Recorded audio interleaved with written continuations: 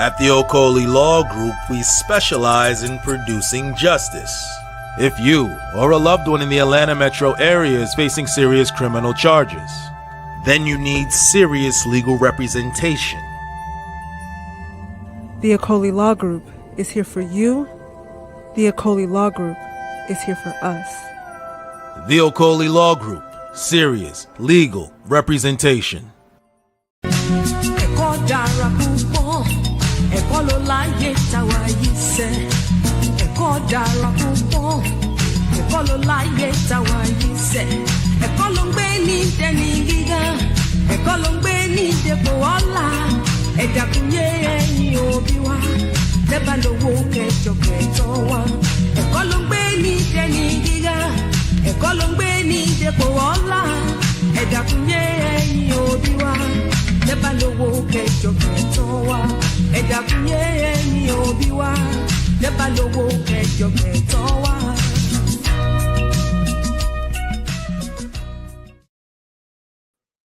Man, it is a beautiful day here today in Atlanta. It is such a beautiful day. I mean, like I'm kind of warm in this sweatshirt. I remember last week I was complaining on how cold it is. Now it's warm. It's hot. It's hot. Everyone, thank you so much for joining. Like, share, subscribe as you come to the chat room. If you're not a subscriber, please subscribe, okay? If you watch even 1 second of this, again, if you watch even 1 second of this, please subscribe. Hit the like button, subscribe, share to all your friends, all your family. I will greatly appreciate it. I love y'all. Thank you so much for the support. Marie, shout out to you. Mrs. Sandman, shout out to you. You know, you guys are always here, showing up. It's important. I appreciate that. It means a lot. Before we get started, we got a couple of announcements. Announcement number one, we are rolling to Nigeria. We are rolling to Nigeria August 3rd to the 12th. August 3rd to the 12th. We are rolling to Nigeria. If you're interested in joining us, please visit donfo.africa. Again, if you're interested in joining us, please visit donfo.africa. And I will greatly appreciate it. Also, we are rolling. Not only are we rolling to Nigeria, we're going to Zanzibar September 21st to the 30th. We are going to Senegal May 27th through June 4th. And then we are also going to Namibia. That is going to be November 7th through the 18th, November 7th through the 18th. I'm looking forward to Namibia. Last time I was in Namibia was 2012. And I've been telling people for the longest, I mean, if you're one of those, I want to retire. And I'm not trying to be mean when I say one of those. Like that didn't come out right. That didn't roll off the tongue correctly. I'm sorry. I didn't mean it that way.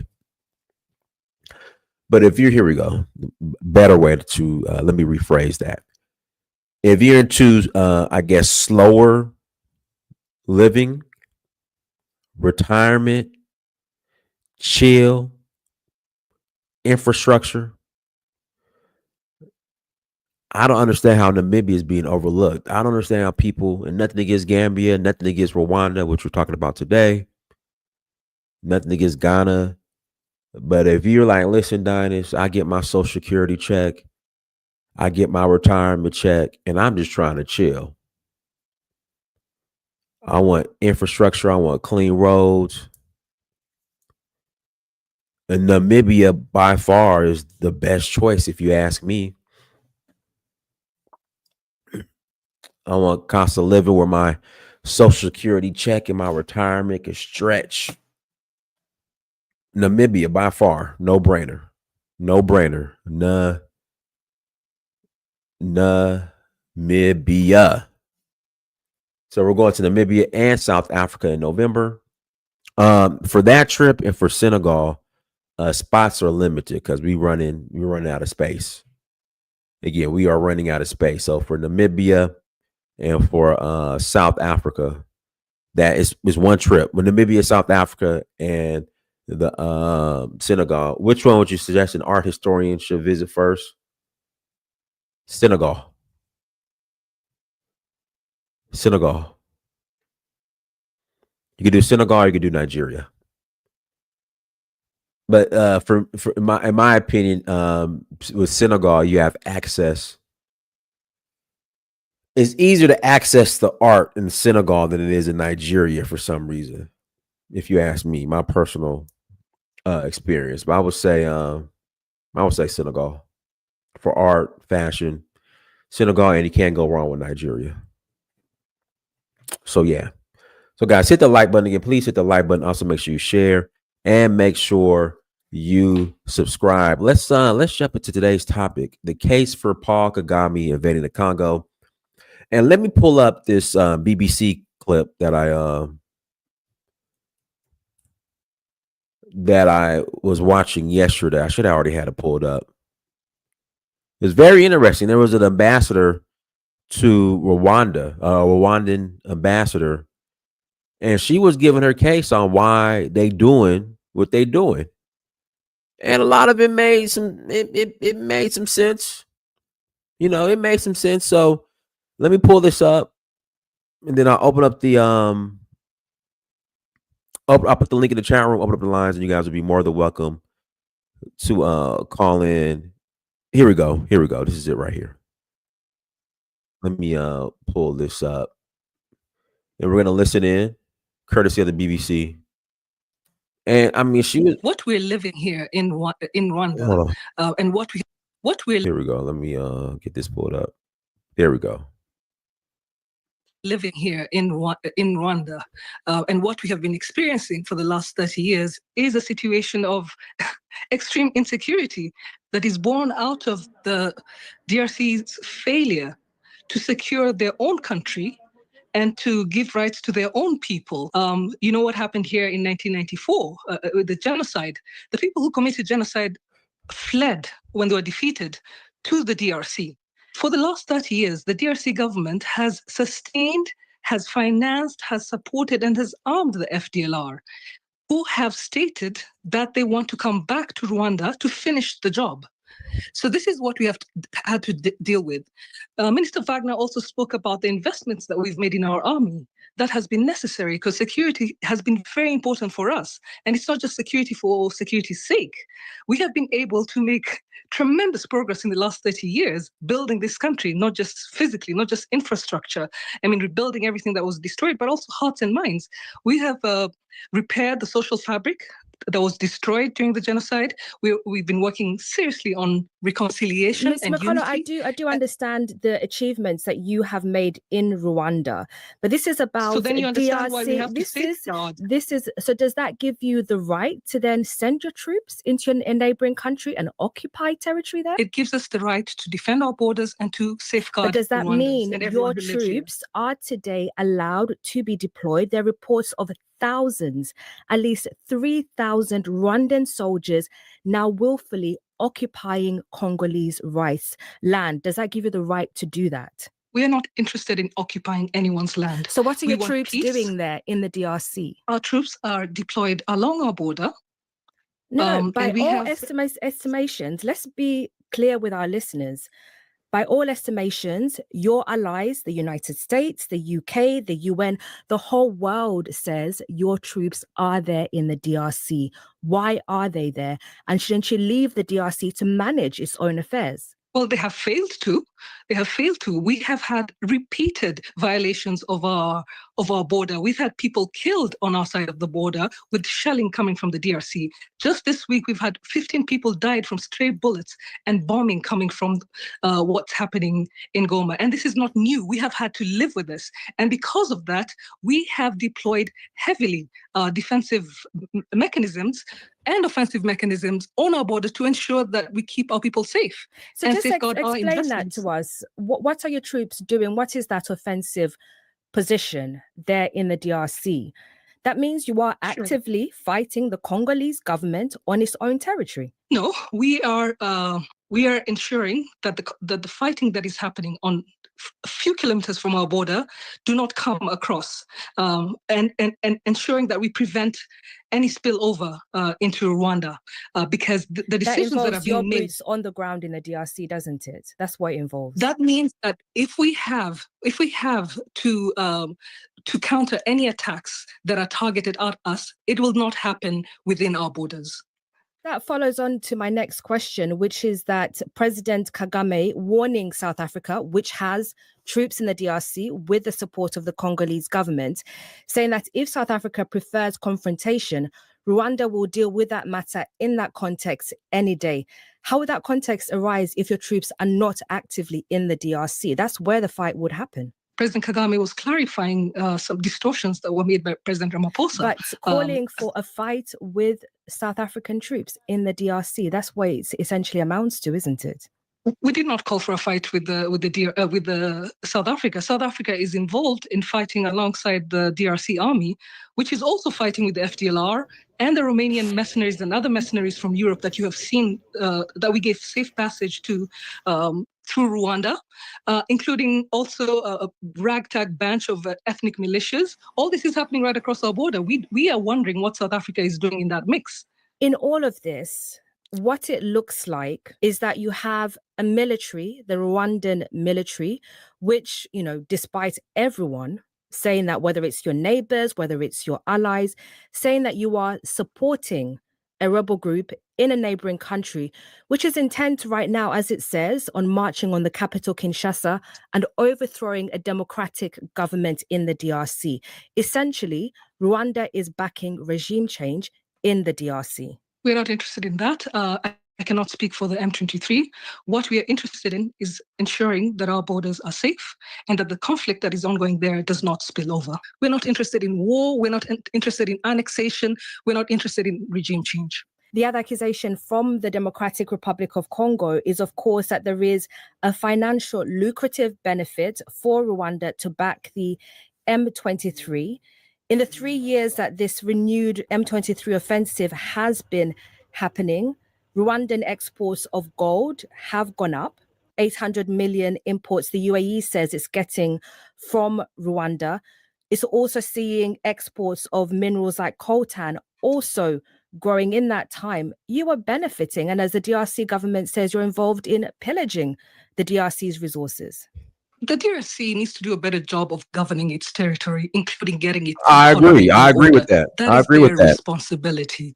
It's very cynical to take an issue like what's happening in Eastern DRC, where a persecuted community is fighting for its rights and turning this into an issue of mineral benefits. But the facts are there. If you look at your official stats, you have a lot of minerals like coltan, gold, leaving Rwanda, which are not mined in your country. You do not have enough of those reserves in your own country. You are benefiting from the insecurity that's happening in the DRC. How do you know about the reserves that we have here? We do have minerals here. We also have refining capacity that is not available in many parts of Africa. As Africans, we want to benefit from what is our natural resources. The Congolese should be benefiting from their natural resources. They haven't. Ask the Congolese themselves, the Congolese citizens, what are they benefiting from all the minerals reserves that they have, not just in the Kivus, but all over the country. Nigel, go ahead. Yeah, thanks for having me. This is an interesting topic. You see, that lady, she's being facetious. Let me make some things clear. When I heard about this issue, first, another country's military crossing into another country's military on another country's territory in Africa is a bad idea. Then I thought, okay, let me just criticize Kagame and Rwanda, check the information, the underlying information behind some of the events going on there. So what I did was, I said, okay, whom are these M23? They said, oh, they are Rwandan Tutsis that are based in Congo. And the Congolese are discriminating against them. Okay, fine. Bad idea. They shouldn't have been doing that. They are terrible for doing it. But then when you find out that they are less than 1% of the population of Congo, then you begin to wonder what is going on here. And when you also find out that even in that Kivu region, there are minorities. So where are the Congolese that are the majority in that region? Why are they not the ones heading this rebellion? Why is it is a tiny minority that is causing all this trouble? Then, and these are Tutsis that are said to be doing leading some of this charge. And guess who is also a Tutsi? The Congolese, the Rwandan president. And even in Rwanda, the Tutsis are minorities. And now Kagame has been in office for 25 years. Do you see him handing over power? No, he's not handing over power to anybody for 25 years. He hasn't had time to groom anybody to come and take over from him. That is at least from the other tribes. The issue that resulted in the genocide was because of this suspicion that this tiny minority wants to govern the people for eternity. Even after the genocide, the same minority still carried on governing. And he's been there for 25 years. And if he doesn't hand over to somebody from the majority, then the suspicion will start rising again. And if you see their behavior in Congo, it seems to be resembling the same pattern. And from what I gather, the presence of these M23 people, they have a specific name. I will get their name later on. They moved into that region around the first genocide period in the 90s. That's when they moved into Congo. So how is it that you moved into a territory that they welcomed you in as a refugee? Now, okay, you have become a citizen of Congo. You've turned against the state from the point of view of getting ammunition from your brothers in Rwanda and causing so much trouble and stealing Congolese resources and sending it back to through Rwanda. That lady that was questioning the Rwandan official was trying to flush her out. Many organizations, this is another thing I checked out again, many organizations have found that Rwanda is profiting from Congolese resources. And how is it that just because your neighbor is weak, you want to, instead of you to help bolster security in the territory, you are increasing insecurity? So Tunaj, let me ask you this. The reason or the excuse for the one of the reasons that Kagame is using for, I guess, being in the Eastern Congo is because the perpetrators of the genocide, the massacre, the genocide, which is an alibi. It's an alibi. As let me finish. Let me finish. Go ahead. All right, is that they, which is true, they fled into Eastern Congo. The majority of the Hutus, a lot of Hutus fled into Eastern Congo, and in that group were the Tutsi as well. Tutsi right fled. You see, that's the thing. You know, both of them fled, and then the ones that are in Congo, and you can argue that maybe the Congolese government should have fought them, but that is the case he should be making, not profiting from Congo's this in weakness, and even funding this in a militia group against the Congolese leader. You got it. And creating a specter of war. And that war is a terrible war because it is being generated by a group that is seen as a minority, causing so much problem for so many groups of people. I don't understand it. If this was in Nigeria, I'll tell you right now, people are going to lose it. It's like, what is going on here? How can a small minority within a country be trying to overthrow the entire this state? Yes, you got it. It's crazy. Less than 1% of the population of Congo is causing so much trouble because they are being funded by external actors. To be fair, the Congolese leaders too are entirely useless. Definitely, yes. I see this pattern in Nigeria too, where you see the leaders useless and the opposition useless. Both of them are operating in a symbiotic relationship to make the people's life a hell. And this is the situation you see in many African countries. You see the two bad guys operating together. You don't know who to condemn because the Congolese president leaders are terrible too, and Kagame is also terrible. Where do you start from? It's a bit of a joke the way this in Western powers have a kind of manipulated our people against each other. What the reason why I'm criticizing Kagame? So to Niger, are you saying that Kagame doesn't have the right to go into Congo and No, whatever. The perpetrators of the genocide? Check no on way. He's supposed to go through the UN, the East African Union to go after those people. That's come on, too. Now you know these organizations are useless. Come on, come on, Niger. Come on. Okay, let's say you form a good relationship with your neighbor, because like Nigeria now and Benin Republic and Niger and all the rest, we tend, apart from this issue with the military regime, we used to have a cordial relationship. We fought Boko Haram together. That's how it's supposed to be.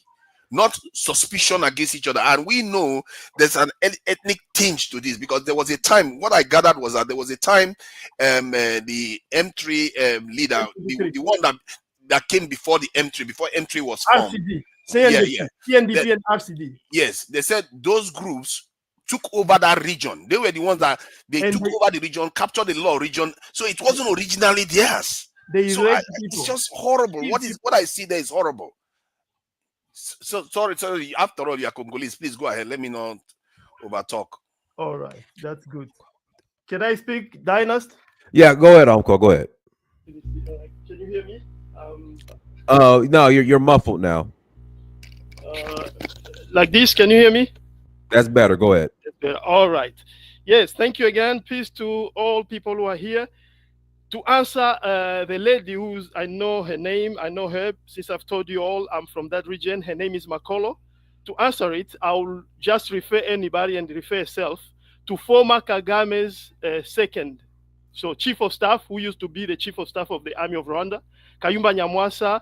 He had an interview at the Newsroom Africa, and he spoke about this. He showed proof using his experience when they invaded Congo the first time in 1996 and the second time in 1998. That's where their follow-up, started, because he was not for this. He could see already that we are doing this. First of all, in Rwanda, we are a minority, and our brothers who went to Congo many years ago, they are accepted there. All these things, it's been a conspiracy because we've been supported by Western power. We should stop now and let them, create peace. Whoever wanna know, I give reference to that. I'll give you reference to that interview. And again, now, to show you that Kagame doesn't have any reason. This so-called FDLR, it's an alibi that Kagame has been using. And to understand that, I'll refer you to a book, In Praise of Blood, where you're going to see a map of the way how they did it. From Uganda, closing the map of Tanzania, closing the border with Tanzania, border with Burundi, so that all these refugees can all be put in Congo. And first, as Tunija said, the first batch of refugees which ran to Congo, I was in Bukavu at that time. I was like in my 13, 14, so I could see. It was the Tutsi refugees from Rwanda. And they were welcome. There were organizations there. When the Hutu start coming in masses, those organizations, the UN organization which welcomed them, start hiding them and moving them some other area to show you that it was not only the Hutu. Now, what they did, the Congolese government at that time was trying to push to move this Hutu instead of leaving them in Kivu because it's closer to the border, because Kagame has warned already. They were trying now to move them further, like in inland of Congo. But because there was already a plan, and this is what I've been always trying to tell people, there was a plan. If you want to understand that plan, read the book Holocaust in Congo, written by an African researcher, great journalist, Charles Onana. You'll understand. UN and the US, they did everything, especially the US and Rwanda, they did everything so that those refugees shouldn't be moved. And why they did this? Because they knew with the Congolese government at that time, they didn't have the capacity to control these people. Because imagine the whole country flooded into your country in the two provinces, where the army is no longer is just a skeleton of itself. So they disarmed some, but they couldn't disarm all the people. So the control was difficult. That's when Rwanda, because they had planned, Rwanda now had to attack Congo. This is another thing which people don't understand. You hear most of the time speak about Laurent Desire Kabila. It's not him who brought Rwandese to Congo. The Rwandan, Ugandan, that coalition. And let me reveal, also in another book which I'll refer, the Africa's World War, on page 65 to 70, you will see that there was some other leaders in the region who had a beef with Mobutu, who took part to this. And that's why Mzee Julius Kambarage Nyerere come to play, because he was also in this coalition, even Mugabe and the Mandela. But they didn't know, other than this plan of overthrowing Mobutu, they didn't know that our brother from Uganda and Rwanda, especially the Tutsis, they had a second plan of colonizing the area of Congo or getting a land. So that's why if you see a video, being shared around of Nyerere explaining about the Banyamulenge, which it was just a narrative. It was a narrative to attack Congo like the US did, so to attack Iraq. But it was not true. It's not true what he said there. And I can demonstrate it with proof, with old books, with maps, with geographer and historian who visit that area of Congo, that it's not true. It's not true. Yes, the Rwandan, the Banyarwanda, Tutsi, and Hutu, they are our brothers, Congolese, but of Rwandan origin. And they've never had any problem in Congo. They were in power. So this FDLR, as I said, it's an alibi which Rwanda has been using every time. The actual FDLR which Rwanda is after, it's mineral and the land. And another strategy is to wipe out, if they can, wipe up a lot of Congolese, authentic Congolese tribe in the eastern part of Congo and replace them with Banyarwanda, especially Banyarwanda of Tutsi social group. That's why you'll hear most of the time Kagame say that he has in Rwanda more than 150,000 Banyarwanda of Congolese origin. It's not totally true. I will explain you where those people come. Some, yes, they might be our brother Banyarwanda who ran to Rwanda as refugees. But remember, in 2013 to 2016, Rwanda had a beef with Tanzania. Why?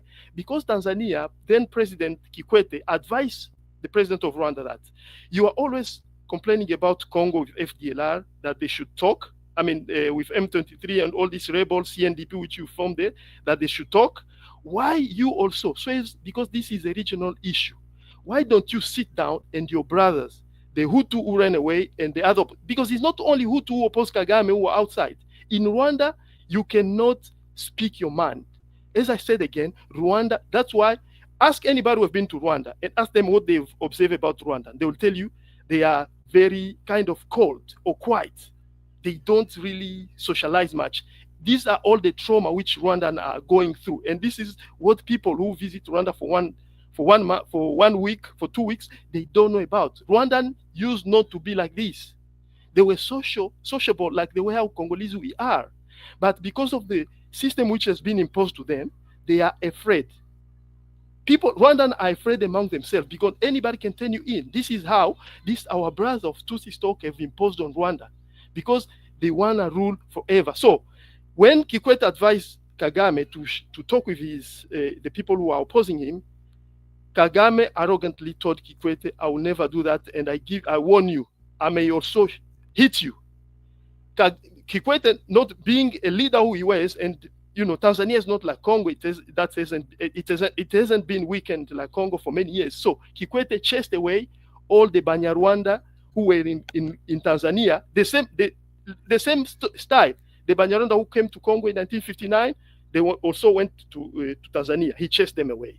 Those who ran away in the 1990s, he chased all of them away as well, even those who went before. Have you ever heard Rwanda complain about Tanzania? No, because they know Tanzania is not, they cannot play around with it, So if they are doing this to Congo, it's because Congo has been weakened. A lot of people don't know. Yes, I'm not condoning the leadership of Congo. I'm always against that leadership. I know that I always say they could have done better. The current president which we have is a corrupt guy who we are fighting to take out, and we will.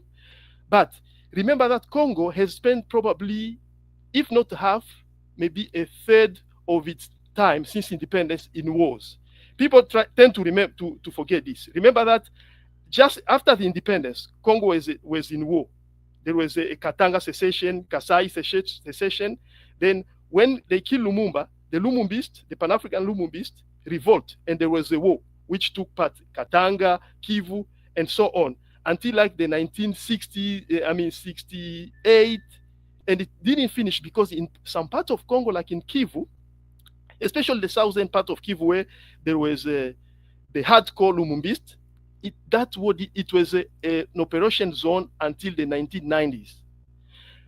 Now, remember, even in Katanga, there was Shaba 1, a war again, which was, Shaba 2. It was again the Lumumbists.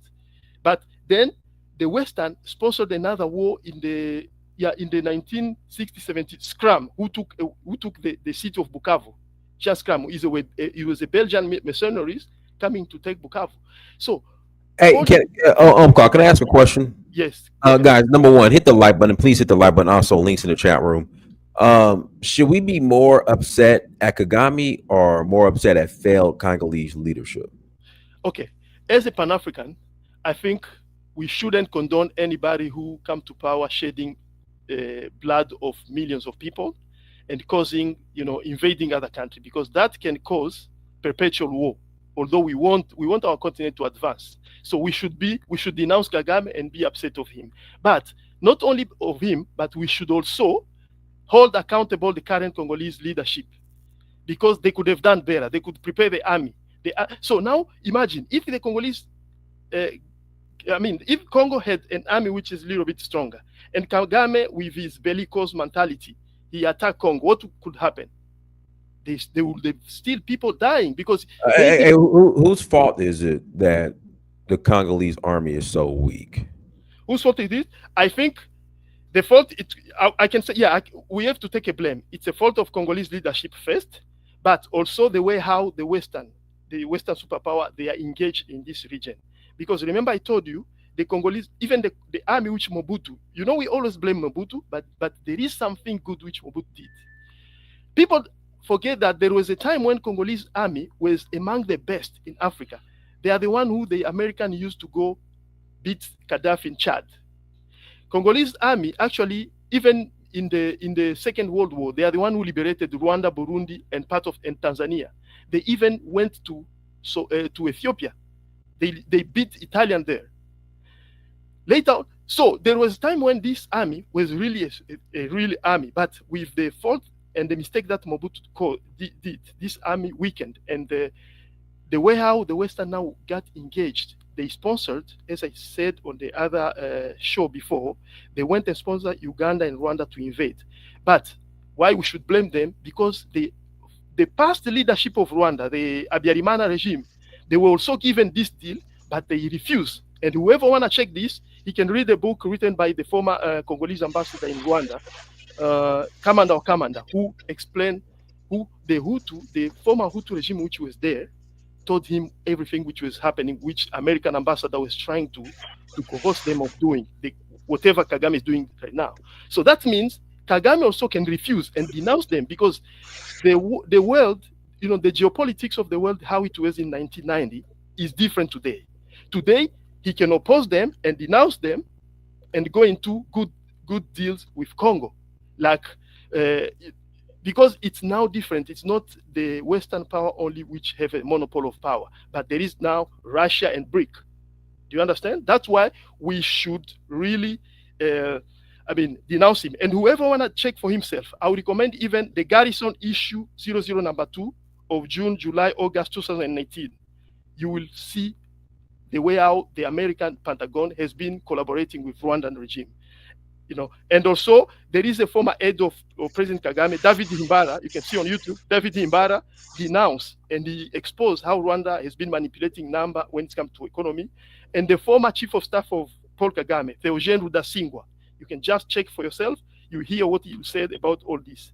There is also a former bodyguard of President Paul Kagame, Abdul Joshua Ruzibiza. He wrote a great book where he explained what happened, how Kagame actually, if there was justice, he could have been held accountable of crime against humanity and possibly genocide in Rwanda.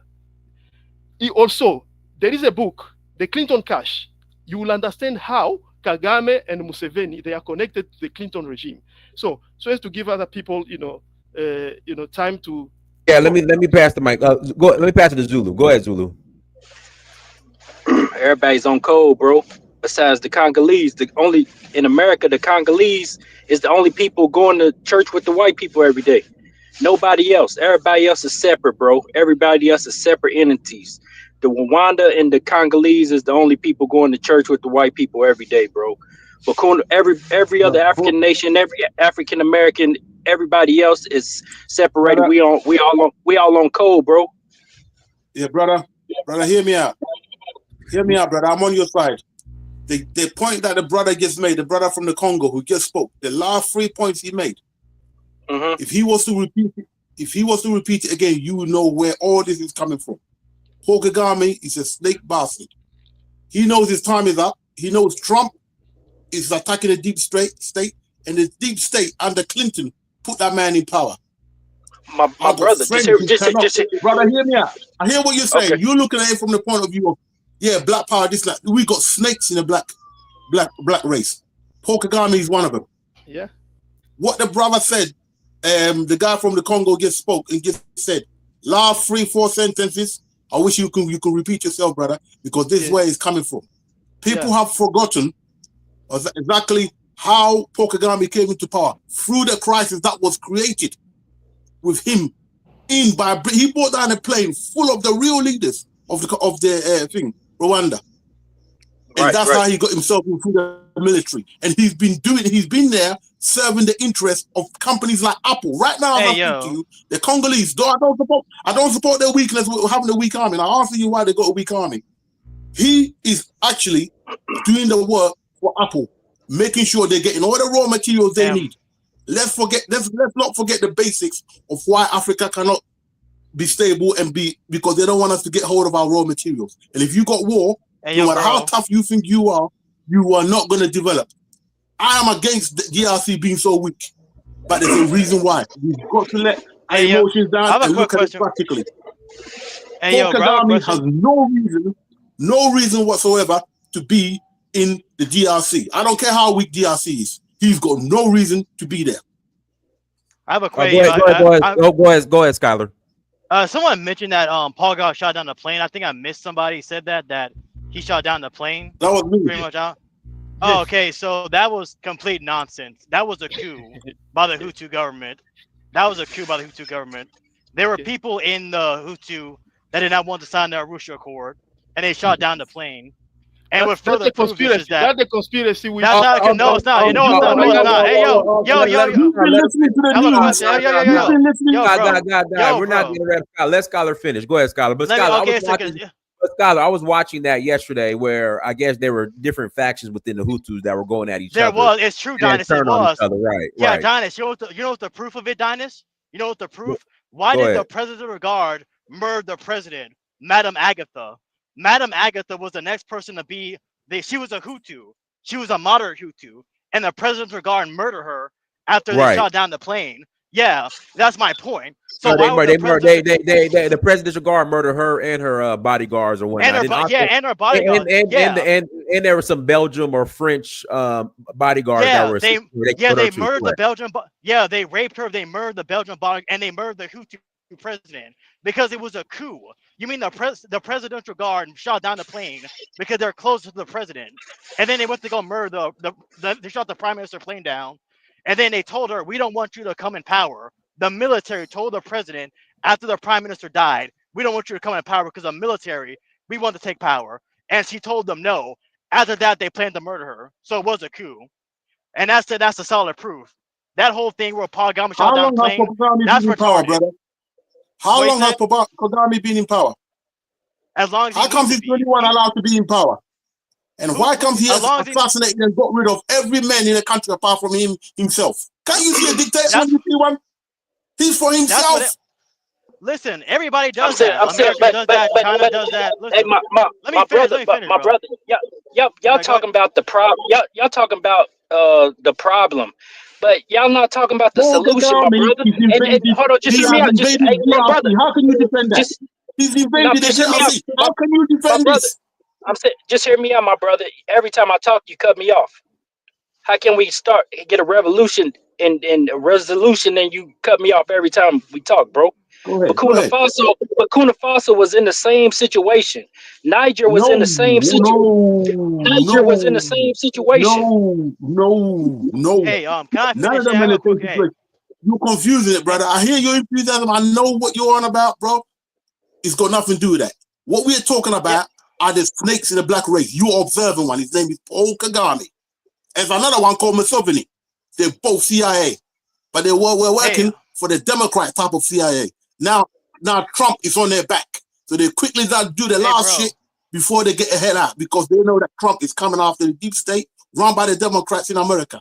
So he last minute, blah blah blah, grab this so we can get some. Right now, if I speak to you, right, Apple got a case to fight. The biggest company in the world, Apple, got a case to fight. And guess who's supplying them with the equipment? Kagame. And he's getting all the stuff from DRC. We talk about this every day, but when we actually facing the snake, who's been pretending to be a Pan-Africanist, then we don't want to answer. He shot 14 South African soldiers. Can you give me 30 seconds to answer Skylar? Let me answer him. Okay, Skylar. No. Wait, Let me give me just 30 30 seconds. Skylar, 30 seconds, please. 30 seconds. It's gonna be. I know it's gonna be longer than 30 seconds. But Skylar, it's not gonna be long. Let me say, do you deny Madam Agatha was murdered by the Presidential Guard? The Hutu president was murdered by the Presidential Guard. Do you deny that? The same thing. Let me answer you. It's a fact. It's a fact. Yes, it's a fact. I don't. Exactly. They didn't. Paul Kagame did not shot down the plane. It was the Hutu extremists. Period. That lie that RPF shot down the plane is a damn lie, and you know it. What proof? What proof do you have of that, brother? Let me give him proof. Okay. Do you know that when two presidents are dead, there's supposed to be an international investigation, right? And do you know that there was an investigation, right? The investigation found this. I'll give you reference. In the book of the prosecutor, the first prosecutor, which was put in charge by the UN to do all the investigation to charge. Madam is an Australian. He wrote a book, Madam the Prosecutor. You can check it online. And even in the interview, he gave interview. Listen now. Okay. I let you speak. Give me talk. Go. Yeah. So, first of all, they found this. They found that in the stock of the former Rwandan army. I'm not here to talk about the pro-Hutu but I am for the truth of all African, all black people, because I'm a Pan-Africanist. They found that in the stock of the former presidential guard and the former regime, they didn't have the Sol air to missile. They didn't have any of those types, because the rebellion which they were fighting they didn't have any air force, so there was no need to acquire that.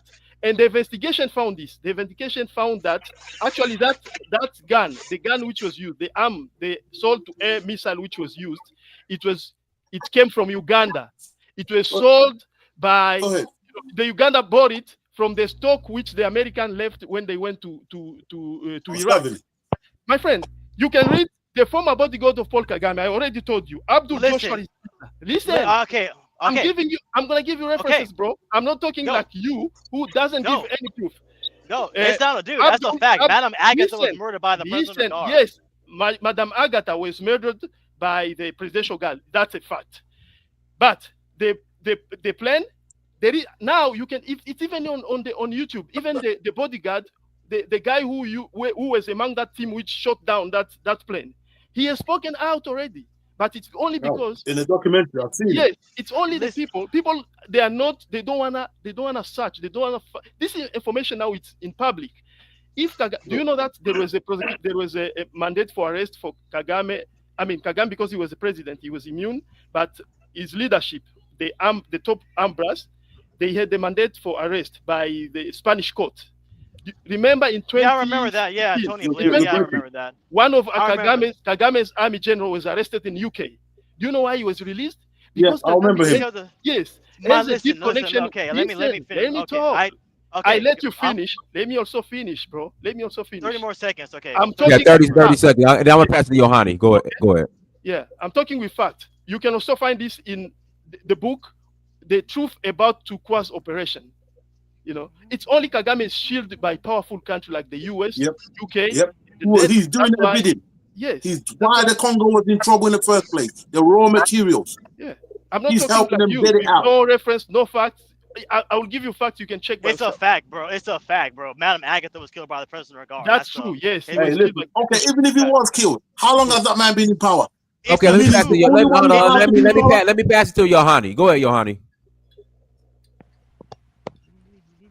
Yohani.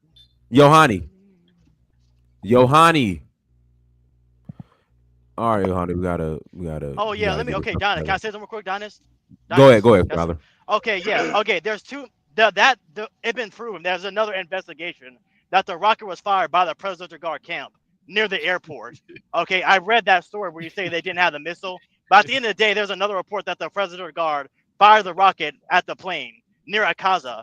It was Akaza that fired within the Presidential Guard that fired the rocket at the plane, and that makes more sense. Why did the Presidential Guard go murder Madame Agatha? Because it was a planned coup.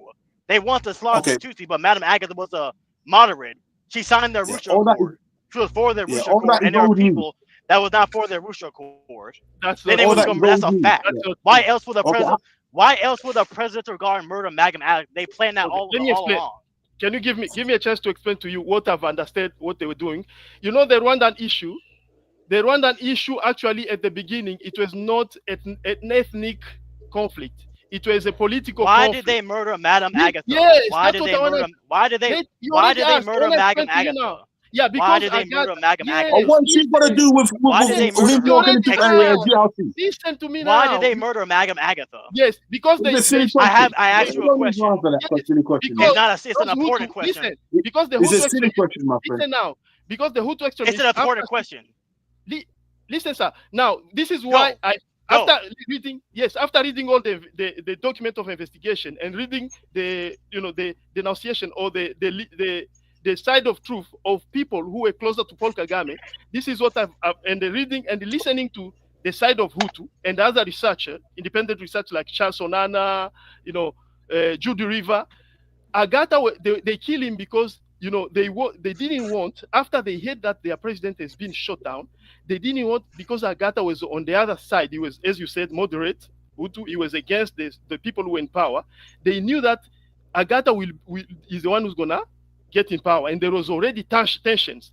And that's why when people say that it was genocide against the Tutsi only, no, it was genocide for Tutsi and Hutu. That's why it could be appropriate to call it Rwandan genocide. No, that's why the Presidential Guard it was a genocide against the Tutsi and moderate Hutu. Listen. Okay. Listen. Do you know that RPF killed thousands of people in northern Rwanda? Do you know that the war? They went to go. 1994. They were 4 years. Do you know that? There was a peace accord. Yes, there was a peace accord. Yes, yeah, exactly. Okay. Let me give you a scenario. Do you think if they sign a peace accord and they do election, RPF could have won election?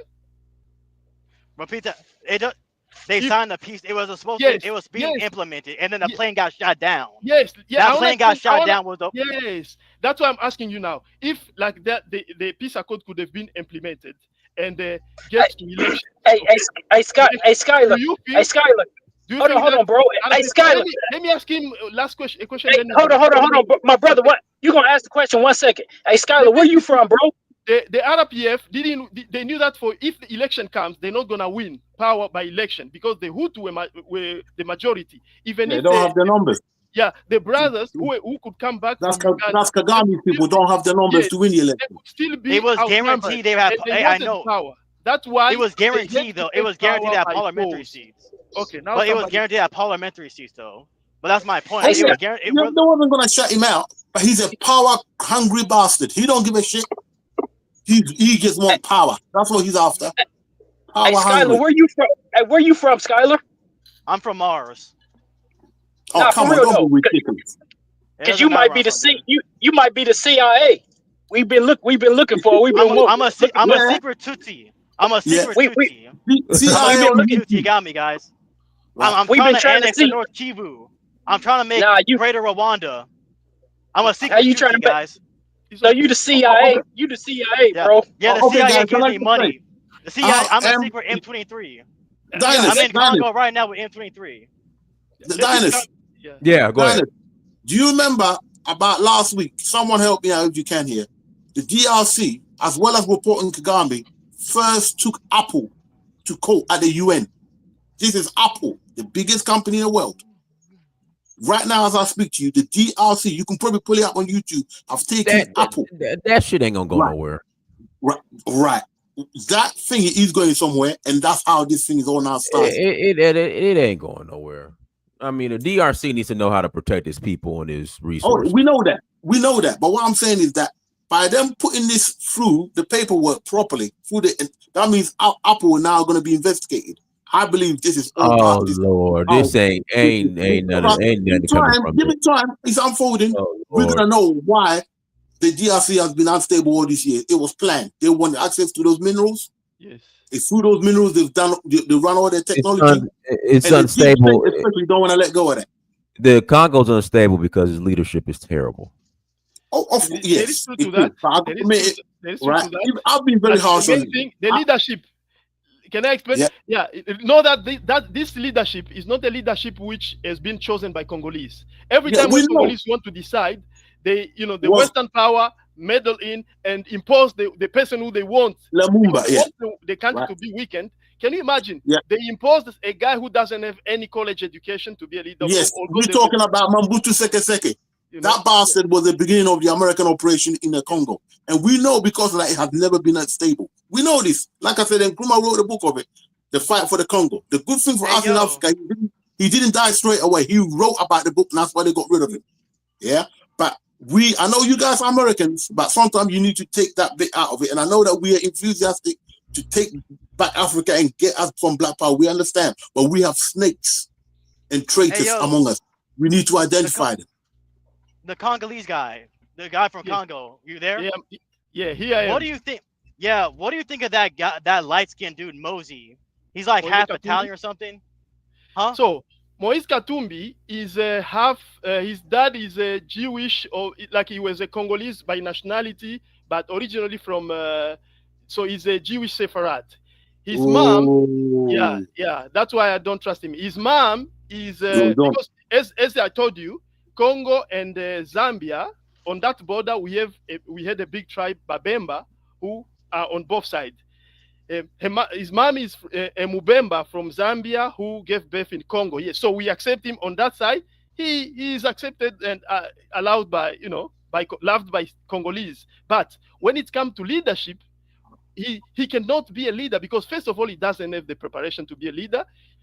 He doesn't have any other than high school diploma, probably college education, and he has been corrupt because that guy is among the guy who shows the former president Joseph Kabila how to embezzle or how to. If you read the book, The Looting Machine, on the page where they speak about Congo, you'll understand he was among there is this company, there is this Jewish, Israel billionaire Dangetla.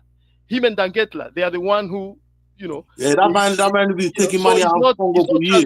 He's not trustworthy. There is other leaders in Congo like Martin Fayulu and other young leaders who are, the patriotic. Is that Jewish guy that he's a Jewish guy who wears the traditional stuff? Yeah, the Jewish guy. Dangetla. He's the one that runs Congo. He's the one who runs Congo. For whoever wanna get even more information, you can.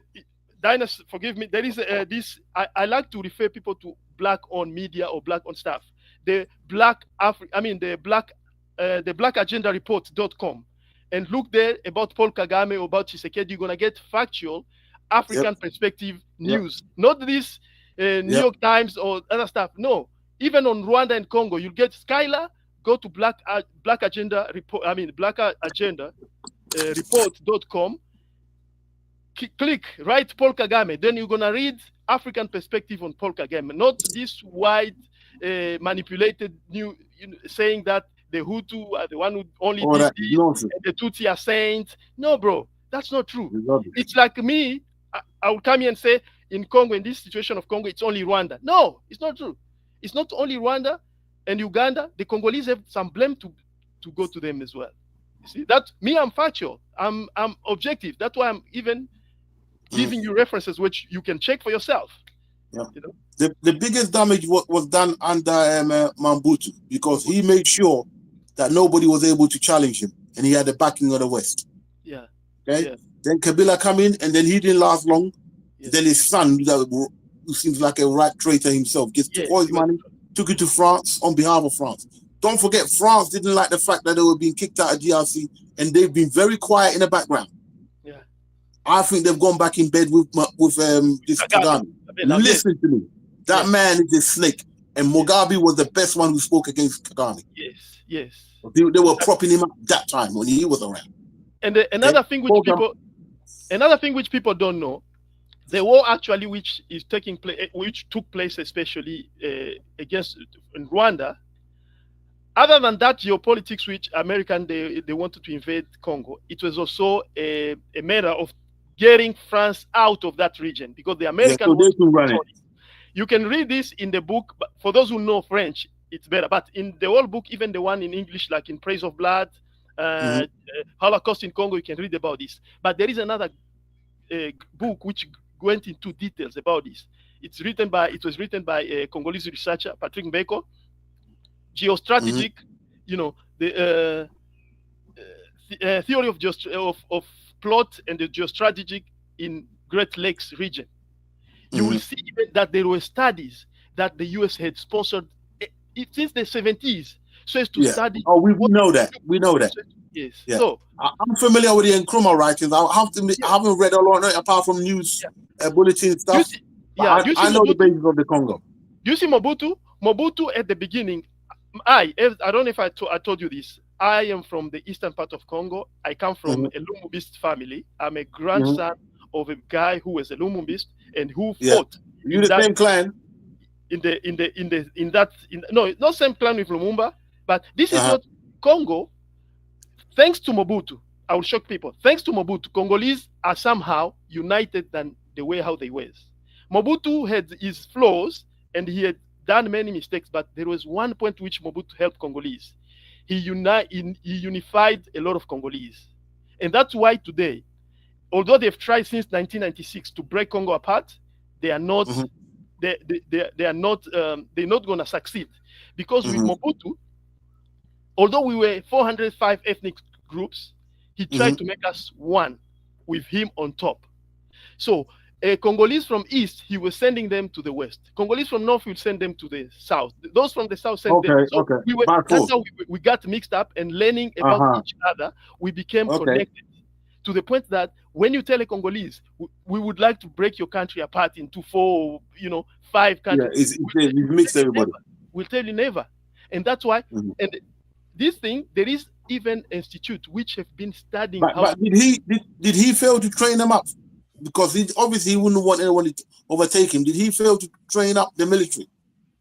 You say he failed to train? No, did he fail the military to make them strong? Because often when dictators get in, they don't want a strong military like Gaddafi, so that he's afraid he might get overtaken by a coup d'etat. And that's often becomes the weakness. Yes, he did part of that. So at the beginning, when he took power in 1965, he made the Congolese military to be stronger. And Mobutu is the one who trained a lot of Congolese, even when it comes to university studies. He provided a lot of scholarship for Congolese. Yes, Mobutu.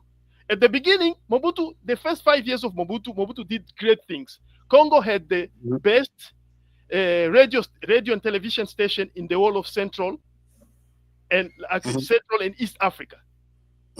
At the time of Mobutu. I think that may have been because of what he took. I think he was the one that he had to soften the people to bring him to himself. Lumumba, those are light stuff. I understand. It was not him that came after Lumumba. So well done. Just to soften the people. If I can tell you, even the economy from 65 until the 70s, Congolese economy was among the best. And he organized the boxing. Yes, you remember? He organized the Ali fight. Remember the Ali fight? Yeah, he organized that to try and PR. Yes, even Congolese airplane, the Air Congo was the best. But now, fast forward in the 80s, he started feeling challenged, and that's when he started. But he was older. No, I think there are other forces at play. I think what I saw happening during that period was something that was happening everywhere around Africa. Many parts of the world. East or west. There was a geopolitical weather that was going on during that time. The West was under pressure from communism and the Soviet Union. So they enabled, in a way, it gave space for their former colonies to kind of, for want of a better words, be freer with the way they manage their affairs. The same thing was happening in Nigeria during that period.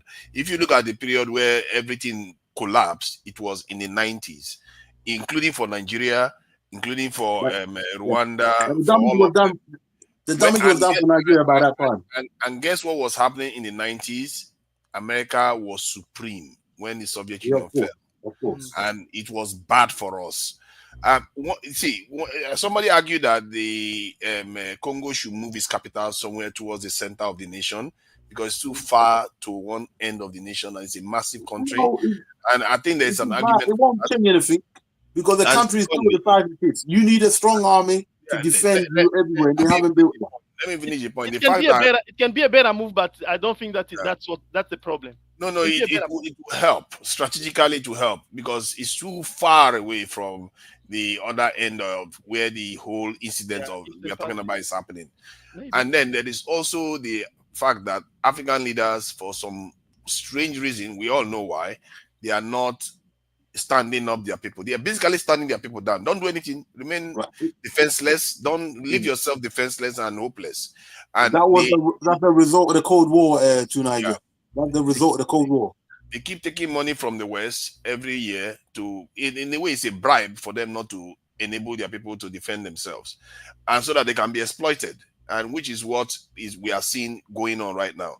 However, in the end, that region, there's something abnormal going on in that region where a minority group seems to want to feel like they need to rule. If you feel like you need to rule, then just a kind of take over, form your own nation. Your own nation.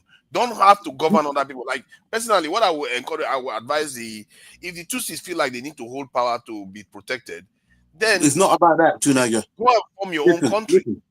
Brother, if you go on Google, you find out Rwanda is the biggest seller of cobalt and all the other minerals that's in Congo, and they don't have none on their land. Coltan especially. It's all coming on. They do have. Kagame is the one selling it. They're stealing it and bringing it. Yeah, that's what it's about, brother. Hey, Tunaja.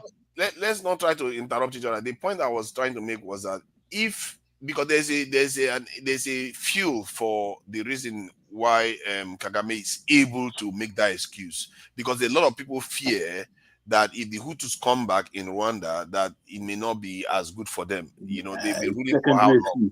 So he's making money from it. We know he's making money, he's exploiting it to make money, and he's been armed by the West to do that. And just as he's been armed to do what he's doing, they too are weakening Tshisekedi from being able to secure his country properly. This is the name of the game, so that they get this outcome, and when this outcome is there, they make money. It's just how it works. It's for us. This is why I blame him. I blame him for the fact that if you see something going wrong, you shouldn't double down and make it worse. Yeah. So you stay away, and if anything, do what you can to help this in Congo to do better. You work together to empower yourselves, not to weaken each other even further. If he was really after those ex-soldiers, as he said, he wouldn't be waiting until 25 years to really be going. There's no excuse. That's just an excuse. We can't make excuses for him no more. Hey, Tunaja, I got a question for you. You hear me? Hello? What do you think of the Niger Delta Avengers? Like, do you think they're wrong for like fighting against the government, or what's that whole situation with the Niger Delta Avengers? The Niger Delta Avengers fought against the government because they felt like they were not getting their fair share of the resources of the country. And compared to what the Tutsis represent in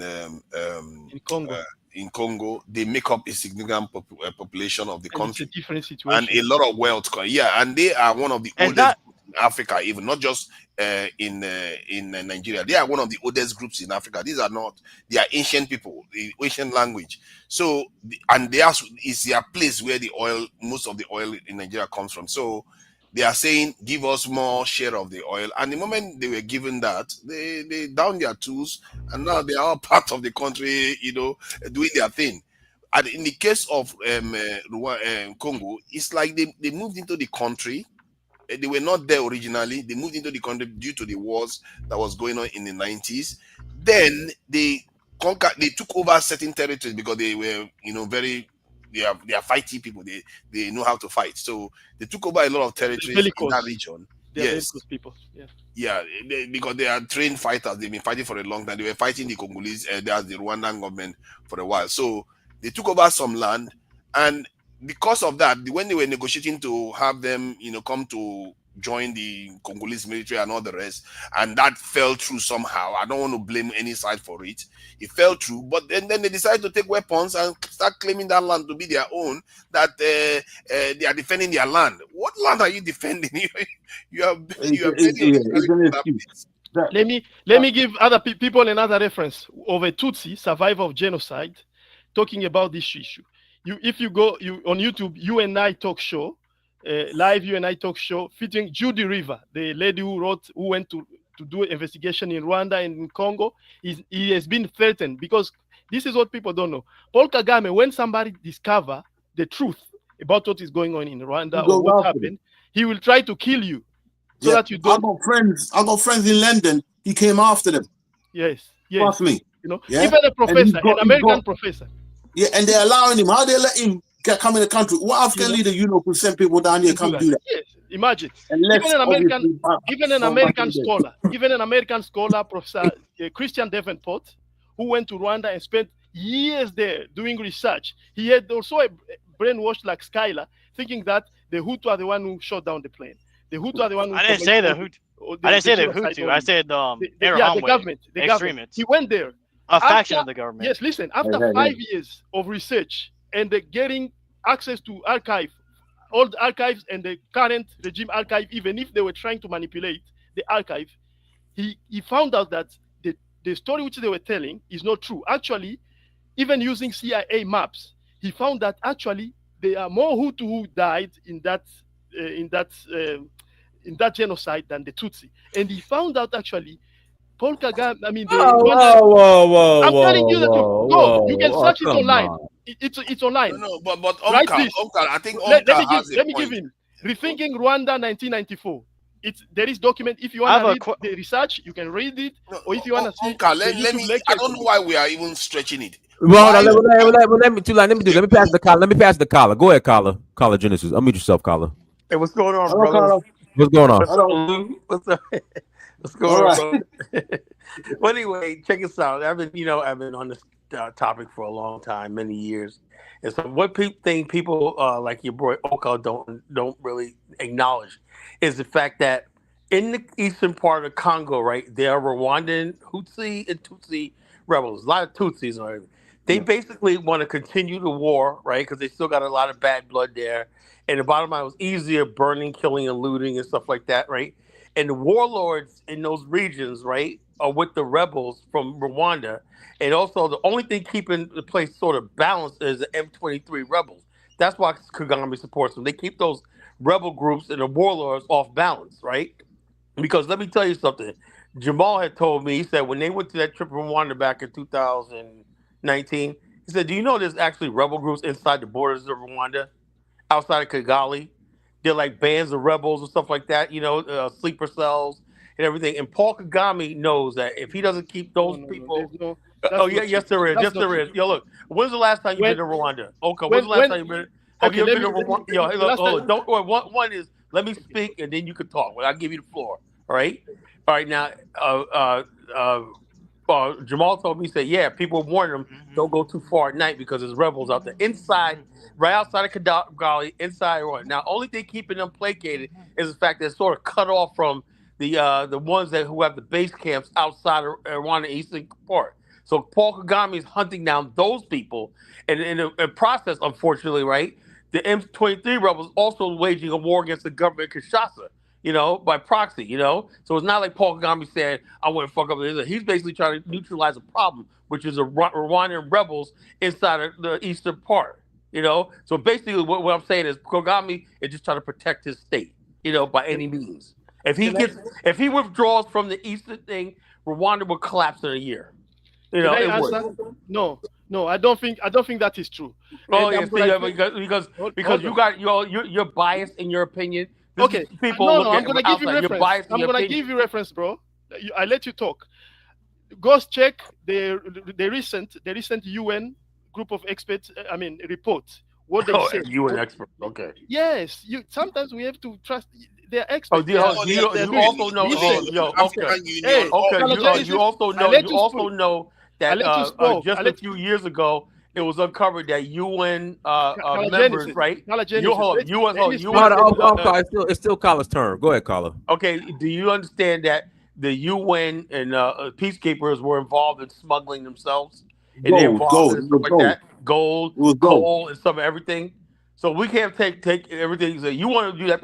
Listen to their report because it suits your narrative, you know. Yeah. But there's a lot of stuff going on there that's dirty. Yeah. That everyone in the world is involved with. The majority of the UN soldiers there, based in DRC, are from Congo. They're the biggest recipient of aid, which is just an excuse to give Paul Kagame his money back. Okay, let me answer Carla. Carla, this is the thing.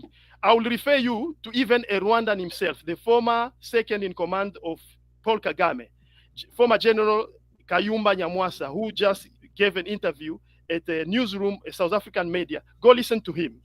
First of all, a lot of times if people don't get hired. Let me answer now. The last time I was in Rwanda. In Africa, if you don't get hired a position, suddenly you become part of the last time I was in Rwanda, it was in 2020. The last time I was in Rwanda in 2020. And now, if I appear on video like this, I don't think that I'll ever go back to Rwanda because I might be killed because I'm starting to speak out a lot.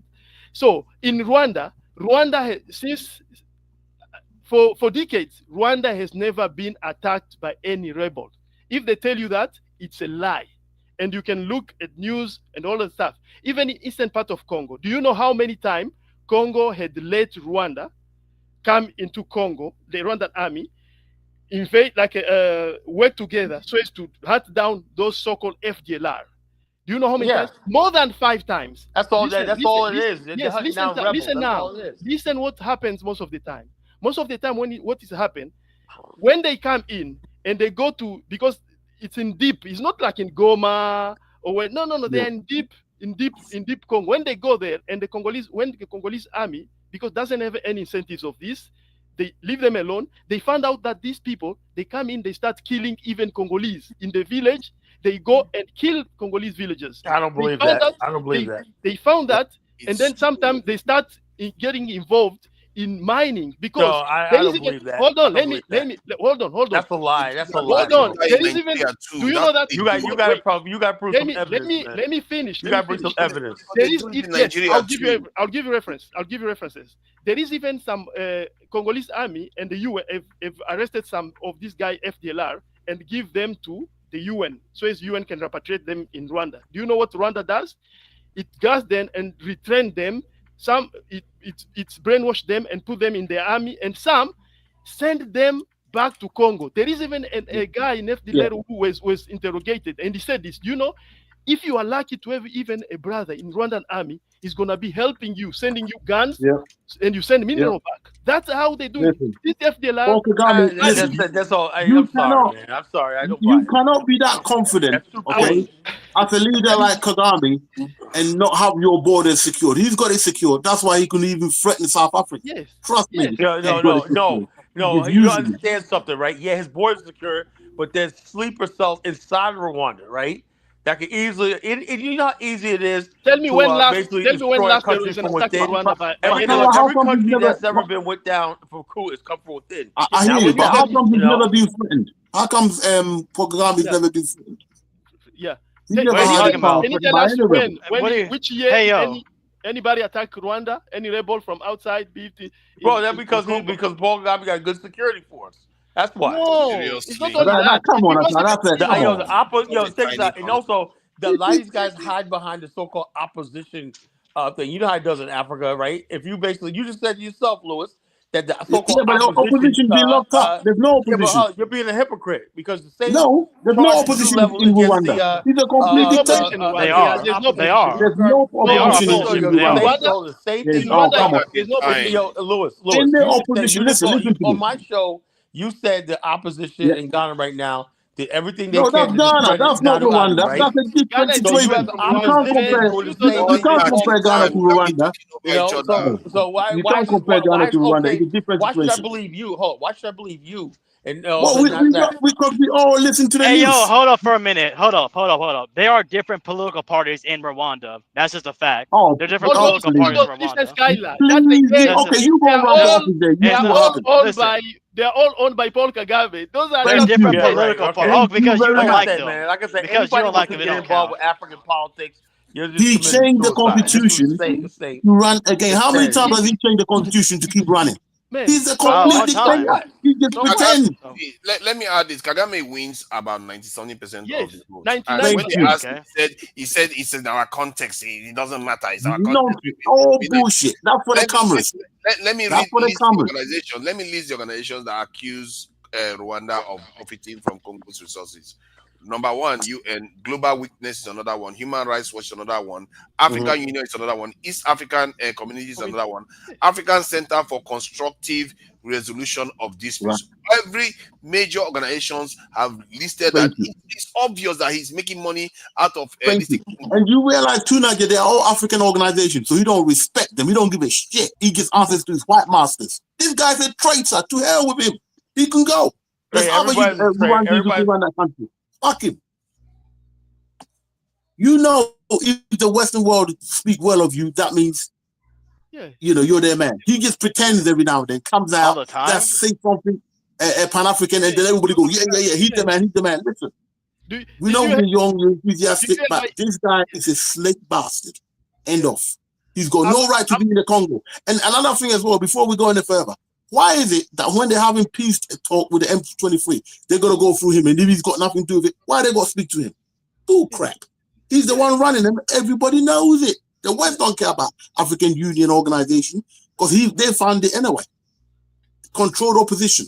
Now we've got Trump fighting the deep state. Now you're going to see who's really behind Kagame. The Democrats under Clinton put that. Now you're going to see. Okay, I have a question. Is what's going to happen. There? All right, you're going to see. So wait and hear wait and hear. Listen to what Trump is going to say about this. Then you're going to know what this is all about. I have a question for you. Apple. I have a question for you. Remember the name Apple. They're the one benefiting from Kagame. I have a question for you. Hey, British guy. British guy, you there? I'm not British. Go ahead. I'm sorry. Okay, when Obama told Paul Kagame, you can't run for a third term, that's proof he's a puppet of the West, right? Obama told Paul Kagame. Hello. Hold up. Hello. I'm no.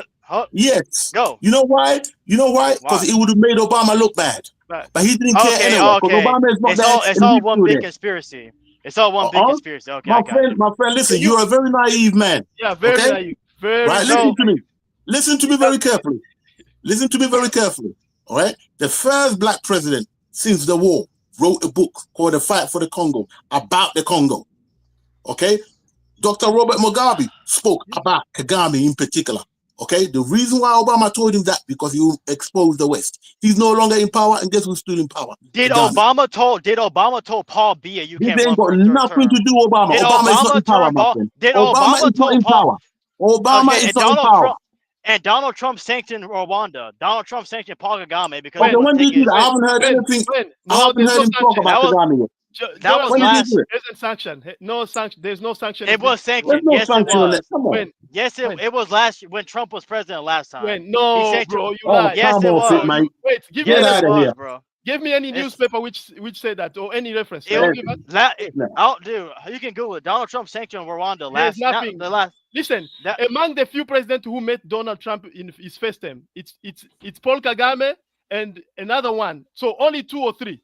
Bro, how is he gonna sanction? Where did he sanction? Bro, where do you get sanctioned him?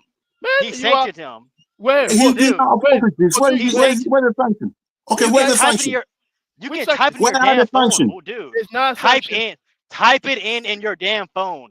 Donald Trump sanctioned Rwanda. There is no sanction on Rwanda. Come on, bro. He sanctioned Rwanda. Right now, that sanction is not in effect. Wait until you hear. Because Donald Trump left office. He's back in office now. Wait until you hear what Trump is going to say. He hasn't said anything at the moment. He said he's watching the situation. He ain't stupid. That guy is going to be the best president you've had. Okay, because he's after the deep state. The deep state is the one behind all this. They've been doing it for years. I have to listen. Obama told Trump. Obama is going to be arrested anyway. He's another bastard. Trump is going to get him. So what about Obama? let me say something. I know that the Democrats, especially the Clinton, are the one who Yeah, they were behind him, behind Kagame. Listen to me. Obama actually, he understood the situation of Congo and he tried to help. But unfortunately, I think there was many power around him, like the Susan Rice, the Thank Clinton. you. There powers above Obama. There powers above him. Yes, they were trying. Because I remember Obama wrote a law. That's law when he was a senator.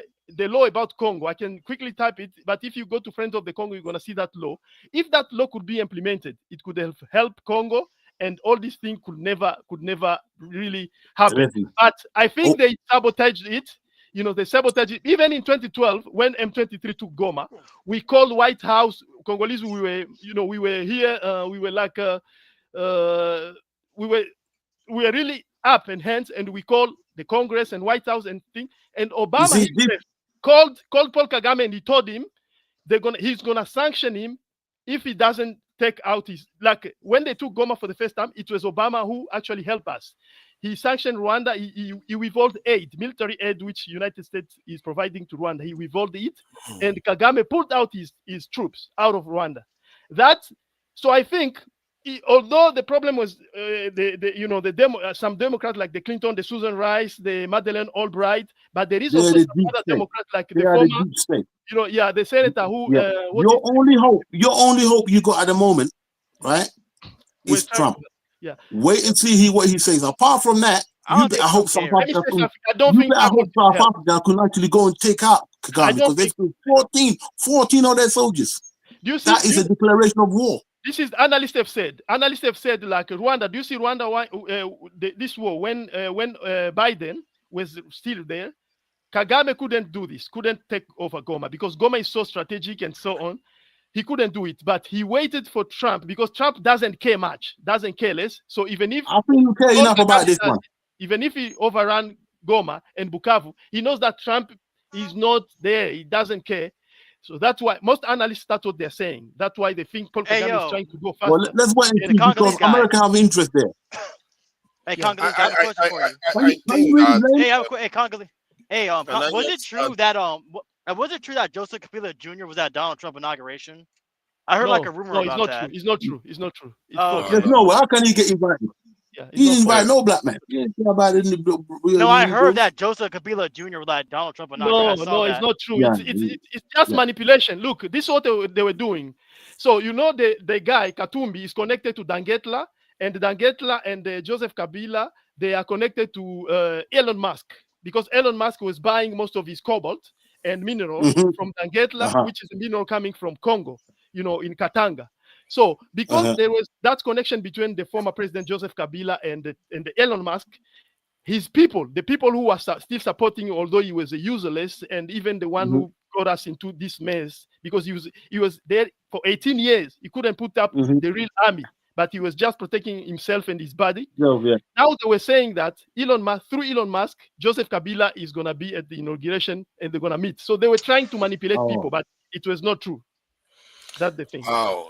So appearing in inauguration now is a big deal. See, we have issues if that's what we were worrying about. See, I said it the last time. At the core of the problem of many African countries is that this idea that we don't seem to know how to relate to our own fellow countrymen. We see everything as tribe. I think somebody once said that almost every group in Congo arms themselves to protect themselves against the next group. Imagine. And because they are willing to take up arms from any foreigner to fight against their own brothers. And this is the stupid mistake we made earlier on. That's why we were colonized, enslaved, and all that nonsense. And we are still doing the same game. And I have to acknowledge, hold on, please. I heard one of the Congolese official when he was making a comment. He says, let them go back to Kagame. That's, that was the M23 and some of the Congolese in that's the Rwandans in Congo. They should return back to Rwanda. So she shouldn't be saying that, because clearly some of them are Congolese now. Yeah, you shouldn't be making that kind of flippant statement, because that is the kind of statement that she makes that Kagame was referring to. They denouncing people that are already Congolese? I'll answer to that. I would like to answer to that.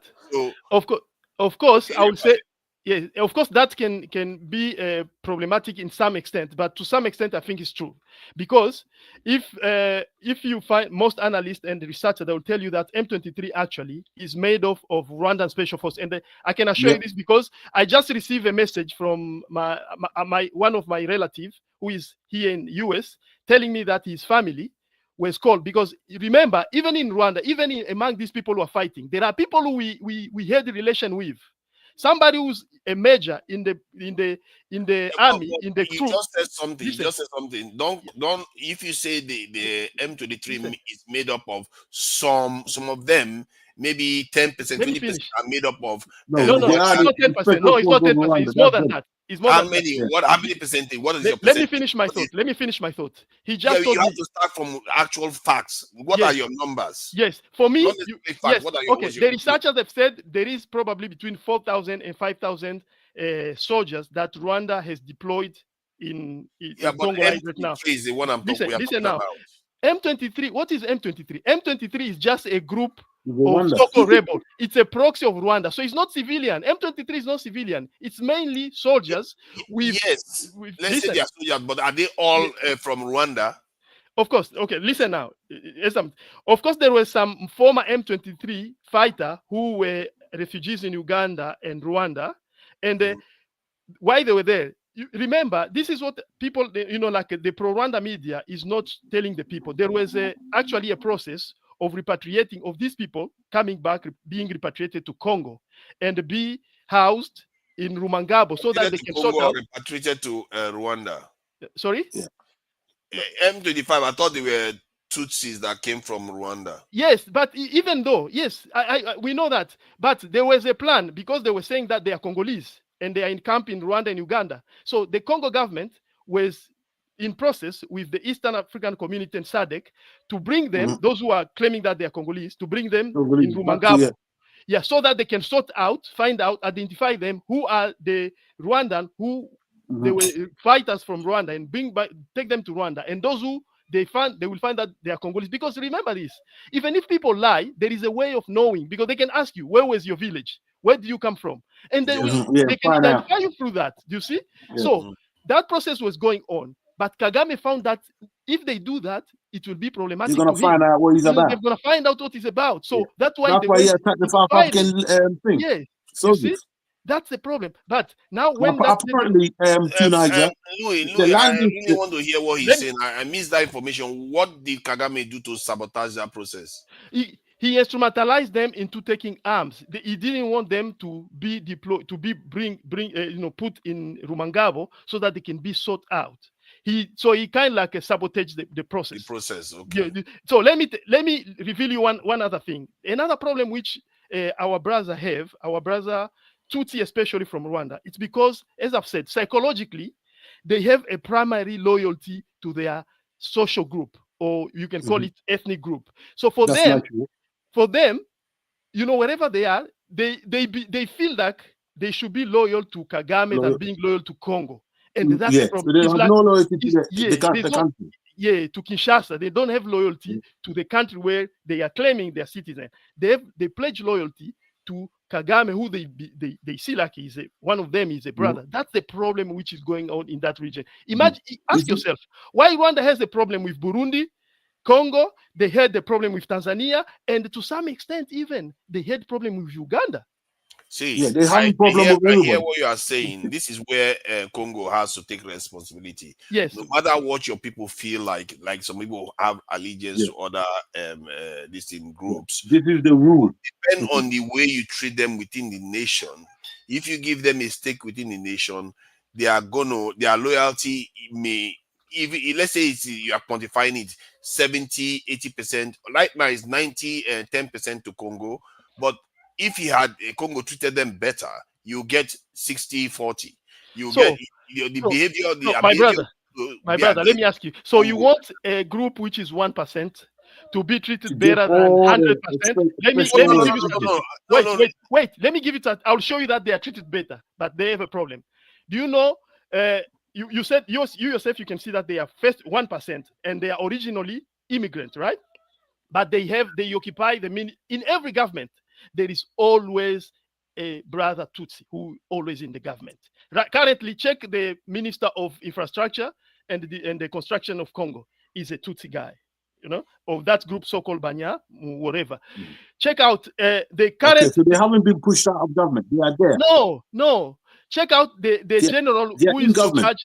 Yeah, they're in government. The general who is in charge of these operations in Israel now is a Tutsi brother of this group so-called Banya, whatever.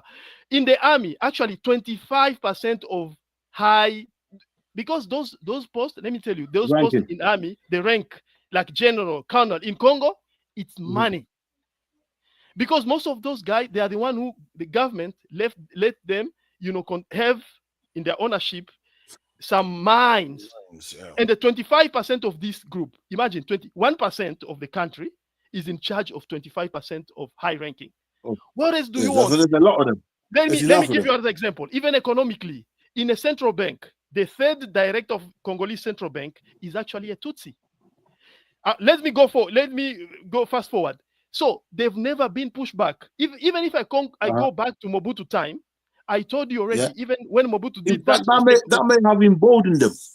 You know. No, I hear what you are saying. Okay, based on the numbers you are giving me now, those are, you know, I like that you are giving real numbers. But if your government is making pronouncements like, you know, trying to ostracize the people, I hear what you are saying, that they may not be doing that, because I also gathered that when they were trying to get to this peace agreement that will, you know, mean that they unite with the national military, this M23 group, the people that represented M23 group, they remained insular. They were still operating on their own. They didn't want to join the national military, and before you know it, everything fell apart.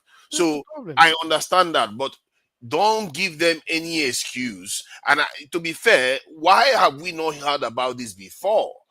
Why is it let me explain. As I said before, you'd see Congo is a French-speaking country, right?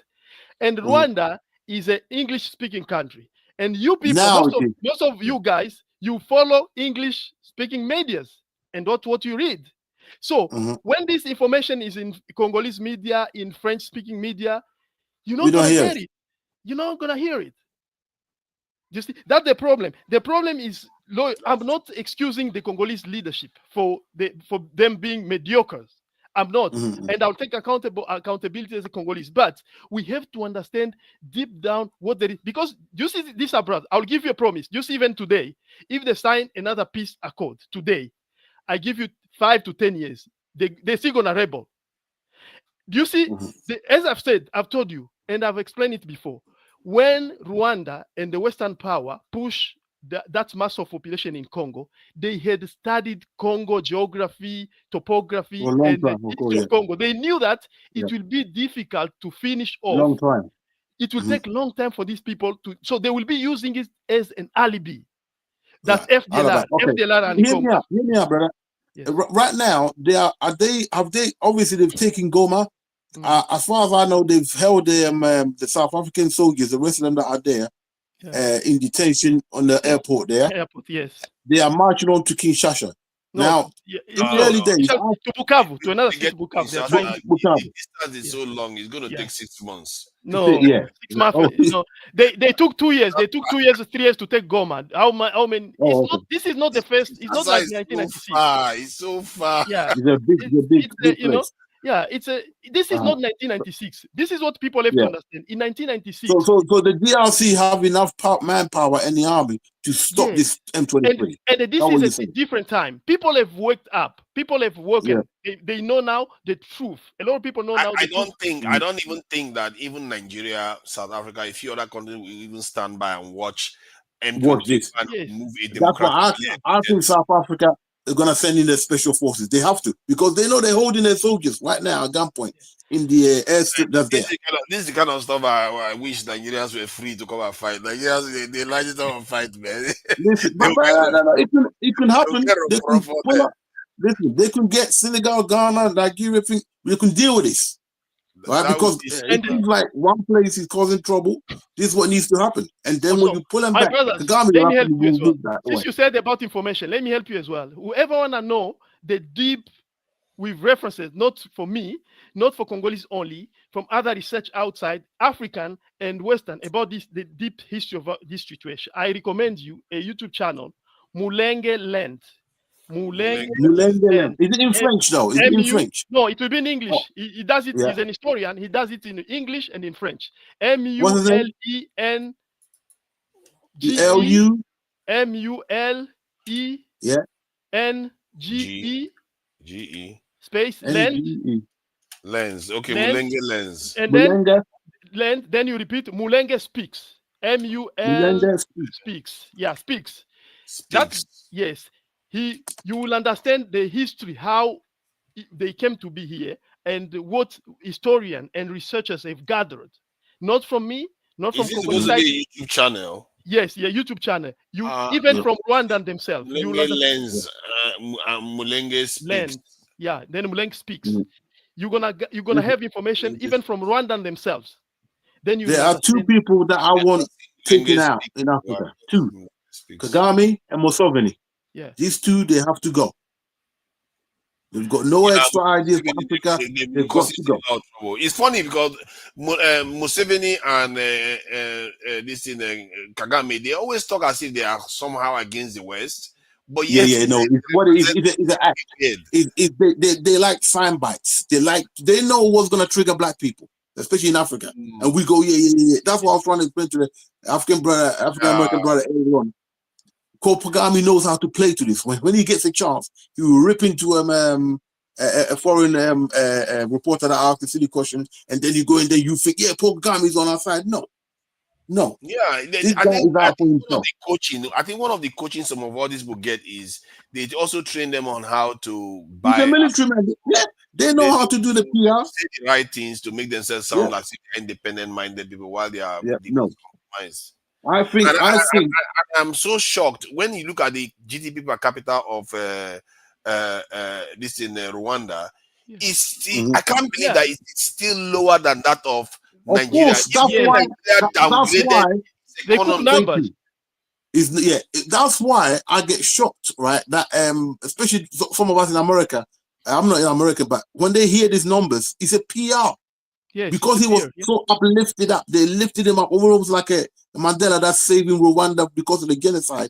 And they've done so much PR that people want a good name. So they attach themselves to it. And he ain't silly. With time, he's begun to realize that. But when you look at his GDP, you expect it to go through the roof. But people think he's a Singapore because they say the Singapore of Africa. Don't forget, all this mainstream media, look what Trump is doing to them. Yeah. They are all controlled. They are all controlled. About the number, about the economy of Rwanda, if you want to understand more, the Kagame former aide, David Himbara, he published a book. And if you go on YouTube, you just write David Himbara speaking about Rwanda falsification of numbers. You will understand. He's a former aide of David Himbara, Himbara.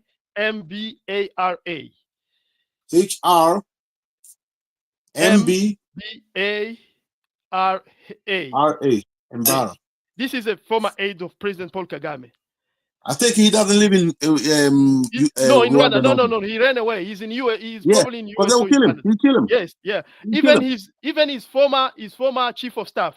I mean, the presidency, the guy who was director of presidency, Theogene Rudasingwa. Theogene Rudasingwa also, he exposed what is going on in Rwanda and even in Congo. Listen, I think this is going to be on YouTube. He's going to be Paul Kagame's last year. He's on his last leg. He's ridden his luck too long, and he's not going to have the deep state going to support him anymore. Don't be bamboozled by Paul Kagame and all this. You know, Rwanda is like a one-bedroom. Well done. Let me finish. Let me stop by this. Rwanda is like a studio apartment, and cleaning this is not the same like cleaning a 10-bedroom apartment or 10-bedroom house. And that's what people are trying to compare. Like Rwanda is clean compared to Kenya or compared to Tanzania. All they do, they look at the capital and that's it. And then they go around.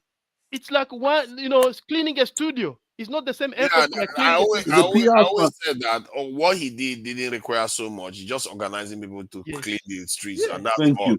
and I abuse our whenever the West, that they cannot even do that. You have to admit now, some African countries, and look at Congo, man. Whenever they are protesting, they are so dirty. Jesus Christ. Why are they so dirty for crying out loud? They can't even sweep it's the because road. there's no The sky looks that's like it it's right there. crying. Right. Right there, they're treating it like they used to do the Niger Delta, where they wouldn't spend money there. This is like in the 80s. And then when you go there, the place look like, and then you can turn around and say, what did people do in the money? So this is the problem of the DRC. Obviously, the mismanagement. And we are getting that leader out soon. It now he was trying to be arrogant, but we got him. Before the opposition leaders were trying to advise him, hey, man, situation is not good. You are not managing country well. Let's go to the dialogue. You didn't win election. They imposed you there the first time. The second time, you didn't win election, but you're trying to impose you by force. Let's go to the dialogue. Let's resolve this peacefully so that people can be cohesive and united. The thing about African leaders is that many African countries should be forming a government of national unity at this stage. Yes. Because the way African, especially like Congo, Nigeria, all these other countries, they are in a distressing state. Their country is not secure. Look at Central African Republic. They should be, yet when somebody wins an election, they want to govern as if they won 100% of the vote. Yeah. You should try to bring the best brains together, bring everybody together to actually try to fix the problem of the countries. Because it's just too much problem for only one party to just fix. Go ahead. Some of our people are still not ready. It takes those who are doing it to get together like SADC and bring in Africa. And then you're going to need, all you need is 3 or 4 strong countries. I think South Africa, this is a declaration of war. 14 of your soldiers being shot and the rest of them are being held up. What's the point of the South African Special Forces? They've got to go in and take out this Kagame. That's what I'm saying. He's backed by bigger forces. With all the Uibu people behind them, they will be like, I can't be asked. We're going to see now. If a small country like Rwanda has shot 14 of your soldiers, okay, you've got special forces. What's happening? Can I also say this quickly?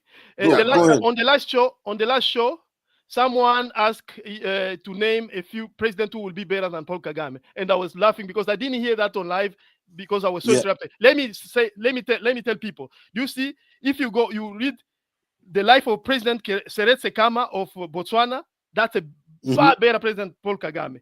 Ketumile Masire, far better. Yes, two small guy, far better. Even the president. What about the lady he locked up in prison? That woman. The Rwandi woman, he locked her up. The businesswoman.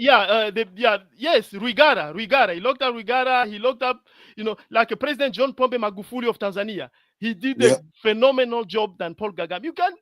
You cannot compete. I think what they're saying from Rwanda because he's got rid of everybody, hasn't he?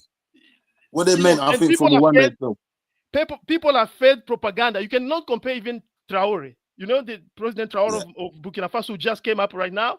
What he's going to accomplish and compare it to what Kagame is doing. You cannot compare because, first of all, they didn't come to power through the bloodshed of millions of people. No. Yeah. But you have to excuse some of our brothers and sisters in America. Yeah. The propaganda they've been fed, they don't even believe it until they come out of the country. You see what I mean? But unless you come out of the country, even here in the UK, unless you come out and I get Kagame's point of view. If you just came out of a bloody genocide and you find that a lot of your people have been massacred the way they have been, you can. I hear you. No excuses. How long ago was that? No, my point is that you can understand to an extent why he's a little bit paranoid about. I'll give you that for the first 10, 15 years. 10, 15 years, but not after that. Not after that. Hey guys, we gotta close out in 5 minutes. So finish. Let me finish with this. If you want to understand the the strategy and what Kagame is doing, there is a great book which was written by it's called The Return of the King. In French, Le Retour du Mwami. Kagame considers himself as the king of Rwanda because he's of the descendant of the family of those aristocrats that in the 1959 revolution in Rwanda, the Rwandan revolution overthrew and abolished the monarchy. So they went to Uganda because they didn't want to be ruled by Hutus because they consider they have this superior mindset or complex, thinking that the Bantu or that subgroup of Bantu, the Hutu, they are inferior to them. So that's why they stay in Rwanda, in Congo, Burundi. Then they plot, they return. That return is the RPF. So he considers himself as a king. That's why you have to understand now in his mindset. He knows that he was a rebel in Uganda. That's why he took power. So he's always paranoid that these people who are the Hutu, because are majority even now, they are majority in Rwanda, maybe 40 to 60. So one day they're gonna come back and they're gonna take power. And he doesn't want to lose that power because he thinks that he's a monarch, a king of Rwanda, and he's preparing his son. That's what he's grooming up. Let me read this. This DK guy say on America we celebrate winners like Kagame, not losers like you see what I mean? Look at that. Carl and Niger. You see, so are you telling me that Americans were busy celebrating Hitler when he was busy pounding France and all the rest? Yeah, people just say stuff flippantly as if you have to judge what is right and what is wrong. Yes. And this stuff is not right, what we see going on both sides, really. Plague on Kagame and plague on Tshisekedi. They have not performed very well. With them. Yes. Yeah. We don't right now. We are supposed to be looking to develop, not to be fighting each other. Fighting, yes. And I think Tshisekedi, to that point, he was trying to do better. Because he suggests Kagame they can go into a partnership, win-win partnership, like the exploitation of gas in Lake Kivu, methane gas, the exploitation of mine, there was the cobalt mine, and even Congo under Tshisekedi, they were ready to let Rwanda, like a refinery, gold refinery built in Rwanda. Then the Congolese gold will be refined in Rwanda, then they sell together and then share the interest. Okay, and what is these extremist groups that Kagame keeps going on about that are that's his special forces. It's special forces. It's an alibi. Don't just say alibi. I mean, okay. What are they? Why is he referring to them? And are they actually in Congo? Okay, let me explain. So do you see, like in 1994, if you were in a Rwandan army, how old do you think they were? They were in their 30. Hey, guys, we can always do a part 2, but we got to close out. Everyone, thank you so much for joining. Like, share, subscribe. Until next time, family, Dynasty Mirror Search for Bye-bye. Peace.